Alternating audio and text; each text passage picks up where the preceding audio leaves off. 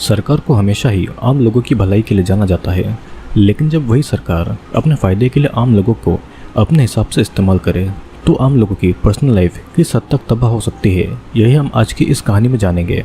Warning, welcome to Horrorland. अगर आप पहली बार इस चैनल पर आए हैं तो चैनल को सब्सक्राइब करके जरूर जाना। मूवी की कहानी शुरू होती है जून और उसके पति और उसकी बेटी से, जो कि अपनी कार से शहर से भाग रहे थे, लेकिन रास्ते में उनकी कार का एक्सीडेंट हो जाता है और जून का पति जून और उसकी बेटी को सही रास्ता दिखाता है और उनको अकेले ही आगे बढ़ने को कहता है और साथ ही में वो ये भी कहता है कि वो जल्दी उनके पीछे पीछे आ जाएगा। जून अपनी बेटी को लेकर उसी रास्ते से आगे बढ़ती है, लेकिन कुछ ही देर में जून को एक गनशॉट की आवाज़ सुनाई देती है, मतलब कि उसके पति को मार दिया गया था और जून अपनी बेटी के साथ में जंगल में एक जगह पर छुप जाती है। लेकिन वहाँ की आर्मी आकर जून से उसकी बेटी को छीन कर ले जाती है और जून को भी बेहोश करके कहीं दूसरी जगह पर ले जाया जाता है। अब कुछ दिन के बाद हम जून को देख पाते हैं, जो कि लाल कपड़े पहने एक अमीर आदमी फ्रेड के घर पर मेड बनी हुई थी। लेकिन जून का काम घर का काम करना नहीं था, उसको किसी और वजह से यहाँ पर लाया गया था और ये बात मैं आपको आगे बताने वाला हूँ। फ्रेड की वाइफ सेरेना भी जून से कुछ सवाल पूछती है और उसे ये बता देती है कि अगर जून ने कोई भी गलती की तो उसे अथॉरिटीज़ के हवाले करके उसकी जगह पर किसी और मेड को रखा जाएगा। जून की भी वहाँ पर एक दोस्त बन जाती है, उसका नाम ग्लेनोवा था। लेकिन वे लोग ज़्यादा बात भी नहीं करते थे क्योंकि हर तरफ से अथॉरिटीज़ उन पर नज़र रखती थी। वहाँ पर काम करने वाला एक लड़का जून से बात करना चाहता था, लेकिन काम के अलावा और कोई बात वहाँ पर नहीं अलाउड थी। अब मार्केट जाते समय वे दोनों एक गर्ल स्कूल से गुजरते हैं। जून वहाँ पर इसी उम्मीद से देखती है कि वहाँ पर कहीं पर उसे उसकी बेटी नज़र आ जाए। अब ग्लेनोवा जून को वहाँ से ले जाती है क्योंकि इस तरह से खड़े रहना उनके लिए खतरा हो सकता है। वे घर लौट रहे थे और वे दोनों एक ऐसे रास्ते से जाते हैं जहाँ पर सरकार के खिलाफ बोलने वाले लोगों को सजा दी जाती थी। वहाँ पर वे दोनों देखते हैं कि एक डॉक्टर जो कि प्रेग्नेंट वुमन की मदद करता था, एक प्रीस्ट और रिलीजन पर बिलीव नहीं रखने वाले आदमी को सड़क पर ही फांसी पर लटकाया गया था और उनकी डेड बॉडीज सड़क पर ही सड़ चुकी थी। कुछ समय के बाद में जून को मेड्स के इंस्टीट्यूशन ले जाया जाता है, जहाँ पर मेड्स को सरकार के हिसाब से ढाला जाता है और देश में केमिकल चेंजेस की वजह से वहाँ की वुमेन्स एक या दो ही बेबी पैदा कर सकती थी। अथॉरिटीज़ की वाइफ अब बेबी पैदा करने की हालत में नहीं थी, तो उनकी जगह जून जैसे वुमेन्स को ही दूसरे अमीर फैमिलीज़ के लिए बेबी पैदा करना होता था और वही बेबीज़ फ्यूचर में देश को आगे बढ़ाएंगे और इसके लिए उनको अमीर मर्दों के साथ में इंटीमेट होना पड़ेगा और उनको बच्चा पैदा करना पड़ेगा। जून की एक और दोस्त मोरिया भी वहीं पर कैद थी और वो अब पूरी तरीके से वहाँ के हिसाब से ढल चुकी थी। जून मोरिया से मदद मांगती है उसकी बेटी को ढूंढने के लिए और मोरिया भी उसकी मदद करने के लिए मान जाती है, लेकिन वो जून को अथॉरिटीज़ के हिसाब से चलने की सलाह देती है, नहीं तो उनकी जान तक ली जा सकती थी। अब देर रात हैना को गर्ल्स रूम में उनके पास में छोड़ दिया जाता है और हैना अथॉरिटीज़ की बातें नहीं मानती थी, तो उसकी एक आंख को निकाल दिया गया था। अब अगले दिन जून नहाकर फ्रेड के घर पर जाती है और उसके साथ में बेबी के लिए इंटीमेट होती है। सेरेना भी वहीं पर मौजूद थी और उसने जून का हाथ पकड़ रखा था और वो इस तरह बिहेव करती है जैसे फ्रेड के साथ में जून नहीं बल्कि वो ही इंटीमेट हो रही है। अब रात को हैना नींद से उठकर अजीब अजीब बातें कर रही थी और उसकी आंख निकाल लेने का सदमा उस पर बहुत बुरी तरीके से पड़ा था। जून उसे संभालती है ताकि उसकी आवाज़ कोई दूसरा नहीं सुन सके। अब अगले दिन मेड को बुलाकर अथॉरिटीज़ एक मीटिंग को ऑर्गेनाइज करती है, जहाँ पर मोरिया को पकड़ लिया जाता है क्योंकि उसने वहाँ से भागने की कोशिश की थी और एक आदमी को भी पकड़ लिया गया था क्योंकि उसने एक मेड के साथ में सेक्सुअल रिलेशनशिप रखा था, जिसके बाद में उस मेड का बेबी मर गया था। उस आदमी को उन मेड को सौंपकर ये कहा जाता है कि वही लोग उनके हिसाब से उसे सजा दें।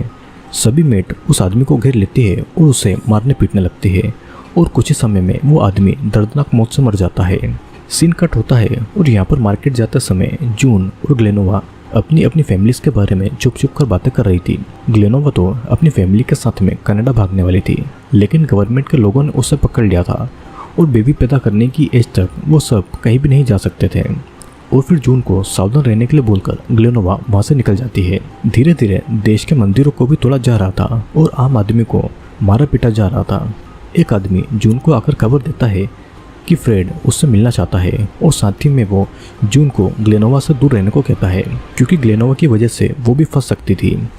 सभी मेड को एक अमीर आदमी के घर में ले जाया जाता है, जहाँ पर हैना एक बेबी को जन्म देने वाली थी और जून को अपनी प्रेगनेंसी का टाइम याद आता है जहाँ पर उसका हस्बैंड उसे टाइम पर हॉस्पिटल तक ले गया था और जून का ही एक ऐसा बेबी था जो कि हॉस्पिटल में अकेला जिंदा डिलीवर हो पाया था। इधर डिलीवरी के लिए सभी हेना की मदद कर रहे थे और उसी दौरान जून ग्लेनोवा को बता देती है कि फ्रेड ने उसे अकेले मिलने बुलाया है और ग्लेनोवा उसे सावधान रहने को भी कह देती है।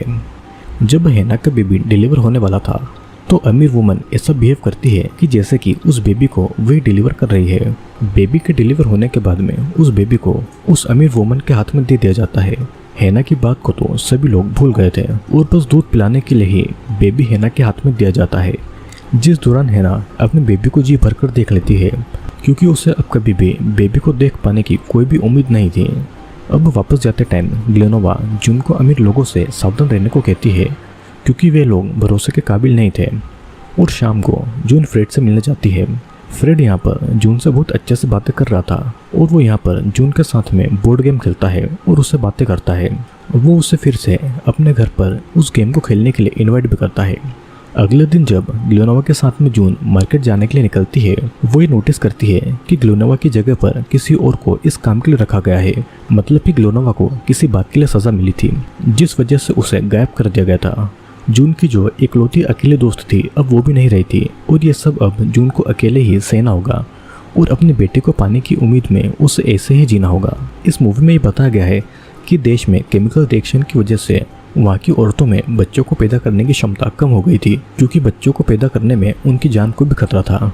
तो सरकार ने इसीलिए आम जनता की फैमिली को तबाह करके उन लोगों को अमीर लोगों के हवाले कर दिया जाता है ताकि वे उनके लिए बेबी पैदा करें। अमीर औरतें ऐसा बिहेव करती थी कि जैसे कि बेबी वही पैदा कर रही है और इस तरह वो माँ बनने की फीलिंग लेती थी, लेकिन जो असल में माँ थी उनका बेबी पर कोई भी हक नहीं था और माँ होकर भी वो माँ नहीं होती है। बच्चा पैदा करने के बाद और कोई गलती करने के बाद उन औरतों को गायब कर दिया जाता था, जैसे कि हेना और मोरिया को किया गया था।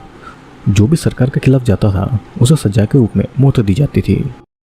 ऐसा कहते हैं कि कानून के हाथ बहुत लंबे होते हैं और अपराधी कितना भी शातिर क्यों ना हो वो पुलिस के हाथ तक चढ़ जाता है, लेकिन कुछ अपराधी ऐसे भी होते हैं जो कभी कानून के शिकंजे में नहीं फंसते हैं और आज भी वे एक रहस्य है। तो आज मैं आपको ऐसे ही एक कातिल के बारे में बताने वाला हूँ जिसने 30 से भी ज़्यादा लोगों को मारा है और इतना ही नहीं वो खुद पुलिस को पत्र लिखकर हत्याओं के बारे में जानकारी देता था, लेकिन लाख कोशिशों के बाद भी पुलिस उसे नहीं पकड़ पाई और वो हमेशा के लिए एक रहस्य बनकर रह गया।